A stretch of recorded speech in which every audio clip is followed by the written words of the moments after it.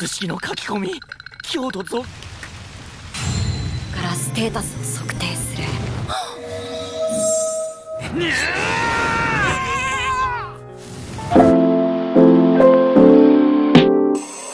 Halo para animers yang taunya cuma rebahan sambil nonton menggunakan wifi tetangga. Gimana kabar kalian? Apakah masih aman wifi tetangganya? Nah, di video kali ini Mimin akan menceritakan atau membahas salah satu anime summer terbaru kali ini, yaitu anime action yang berjudul Tensei Shitara Dainana Oji yang sekarang udah nyampe ke episode ke-6 guys. Nah, buat kalian yang penasaran dengan apa yang akan dilakukan oleh Babang Lloyd di episode terbaru kali ini, langsung saja siapkan minuman, kencangkan celana dalam, dan yaps tanpa banyak bacot, langsung saja kita ke alur ceritanya. Slepeu.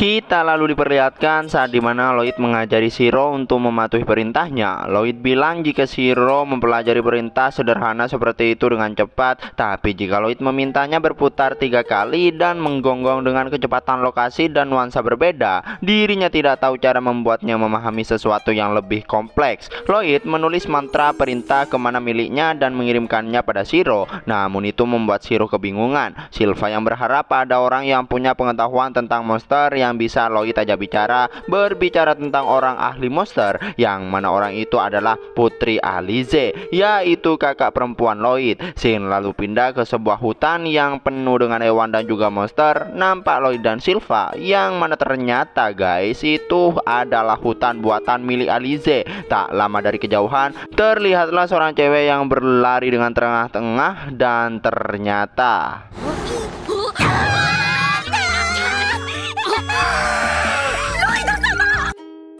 nah, ini dia Alize, kakak Lloyd, yang mana dia itu seperti itu karena sangat gemas gitu dengan adiknya. Alize bertanya apa tujuan Lloyd. Dia menyadari jika itu pasti ada hubungannya dengan Beowulf miliknya itu. Lloyd kagum karena kakaknya itu langsung tahu jika Shiro itu adalah Beowulf. Melihat tingkah konyol Alize, Silva pun mengajak Lloyd pergi karena menurutnya Alize itu bahkan tidak memahami konsep mana. Jadi Silva ragu Alize itu bisa menjelaskan cara berkomunikasi dengan monster. Lloyd lalu bertanya apakah kakaknya itu bisa menunjukkan salah satu monster yang ia miliki, dan ternyata si Alize ini sudah memanggilnya guys, yang mana nampak monster berdiri di belakang Lloyd dan Silva dengan mengambil hiasan milik Silva. Nah, monster ini tuh adalah Lesser Fenrir, kelas atas dari Beowulf. Melihat itu, Lloyd sangat terkejut karena dia tak tahu kapan kakaknya itu memanggil Fenrir. Karena jika itu semua dilakukan oleh Fenrir, bahkan mengambil bando milik Silva, maka Alize harus memberi perintah yang rumit tanpa menunjukkan indikator apapun. Dengan itu Lloyd pun jadi penasaran bagaimana Alize melakukannya. Lloyd lalu meminta agar kakaknya itu mau mengajarinya cara berkomunikasi dengan monster. Meski menurut Alize itu cukup sulit, tapi ia tetap akan mengajari Lloyd, yang mana saat akan berkomunikasi dengan hewan, kuncinya adalah cinta, yang mana dengan cinta Lloyd bisa tumbuh untuk memahami semua monster apapun.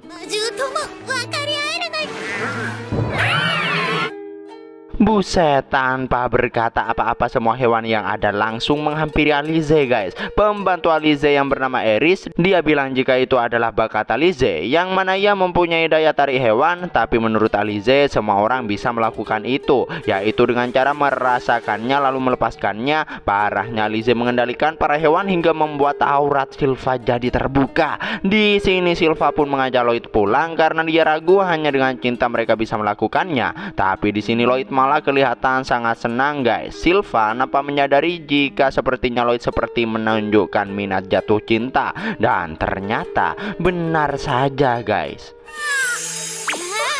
Silva wa itsumo yasashi. Hai. Motto.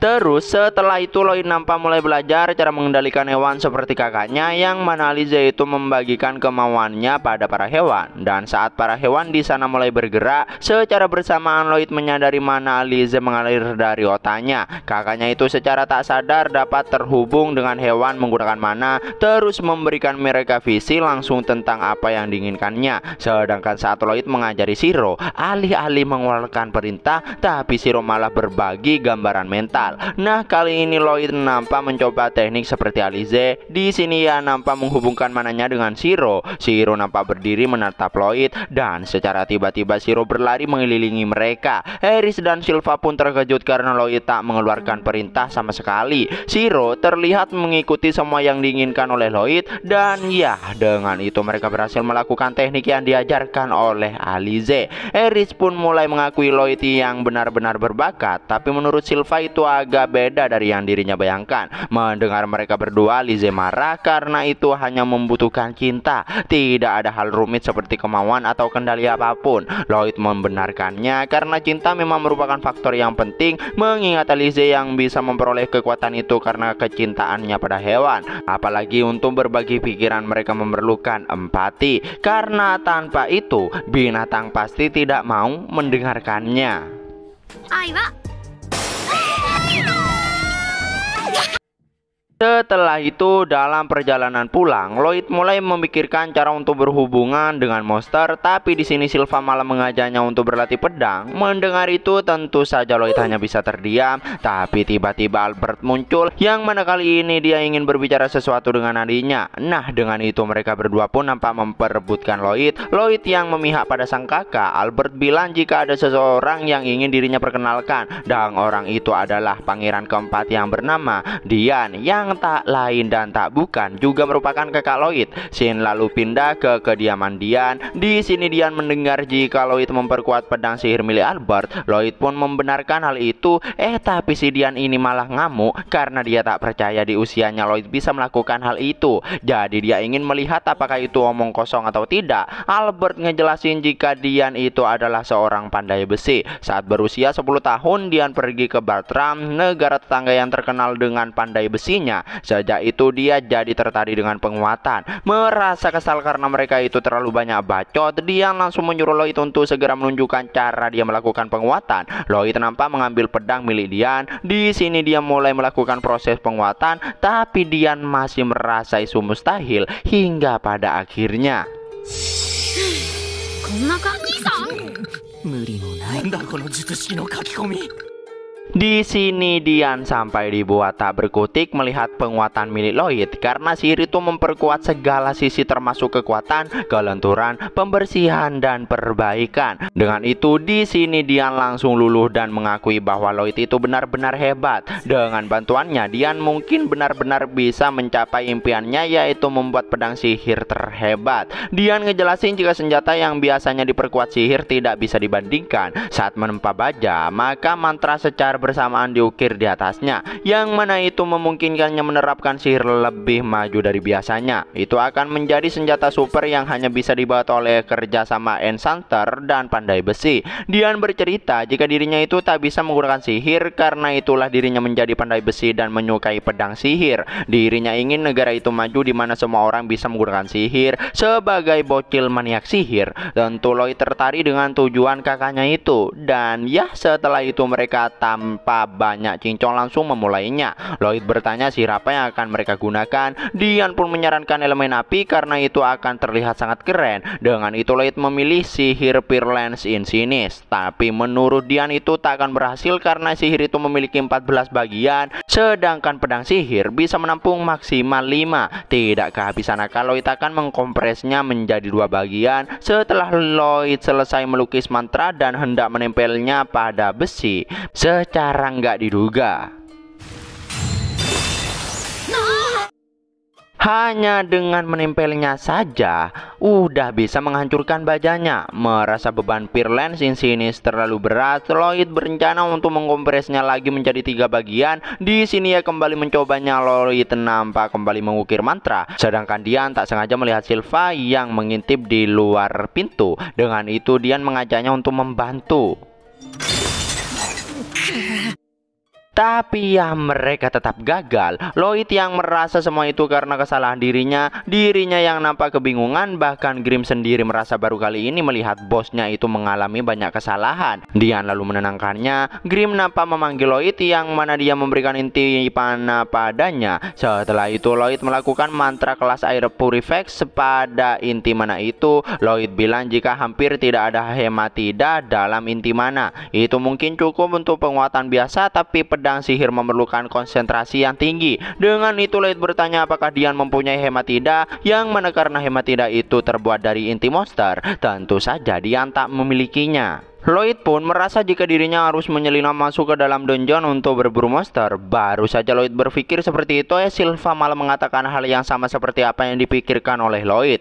Lloyd lalu berkata jika pangeran sepertinya tidak bisa masuk ke dalam dungeon, tapi ternyata Sylva itu sudah membahasnya dengan sang raja agar Lloyd memperluas wawasannya. Semua itu didukung oleh sang raja karena itu bisa membuat Lloyd mengetahui dunia luar. Bahkan Sylva langsung mengajak Lloyd bergabung ke guild petualang.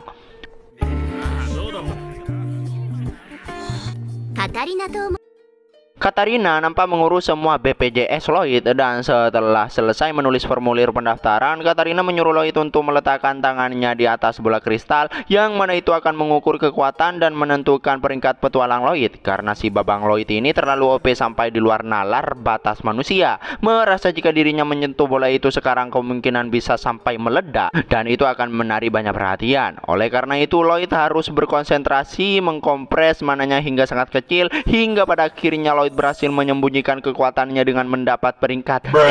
Melihat itu para petualang yang ada di sana auto tertawa. Tapi menurut Katarina itu sangat luar biasa karena peringkat sihir milik Lloyd itu A. Katarina yang yakin jika Lloyd adalah yang paling menjanjikan sejak pedang perak. Mendengar itu para petualang malah marah karena Katarina membandingkan Lloyd dengan pedang perak, karena menurut mereka Lloyd itu hanya kroco yang tak ada hubungannya dengan sang legenda itu. Si paman ini yang mengajak Sylva untuk kencan. Sylva yang kesal lalu memotong kumisnya. Katarina bilang jika Sylva itu adalah sang pedang perak itu sendiri. Di tengah kekacauan yang terjadi, tak lama Tao datang dan akan membantu Lloyd karena mereka itu kayaknya rival dalam memperebutkan Lloyd. Sylva malah langsung pergi meninggalkan Tao.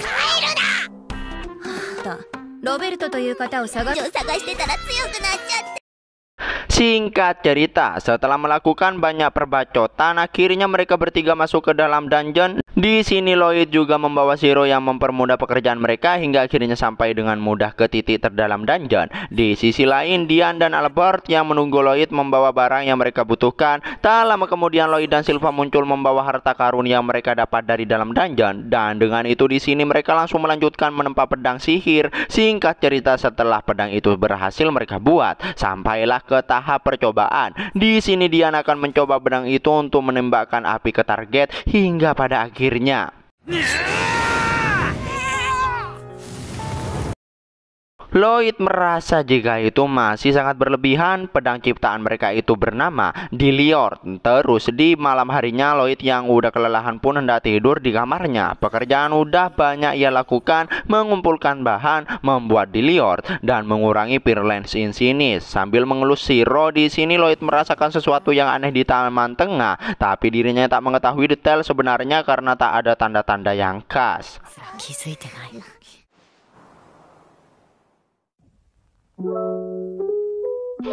Dan ya, situlah akhir dari anime Tensei Shitara Dainanan OG episode ke-6. Nah, buat kalian yang penasaran dengan apa yang akan terjadi di episode berikutnya, makanya pantengin terus channel Movie Senpai. Jangan lupa like dan subscribe-nya. Terima kasih buat kalian yang udah nonton sampai akhir. Sampai jumpa di video berikutnya. See you.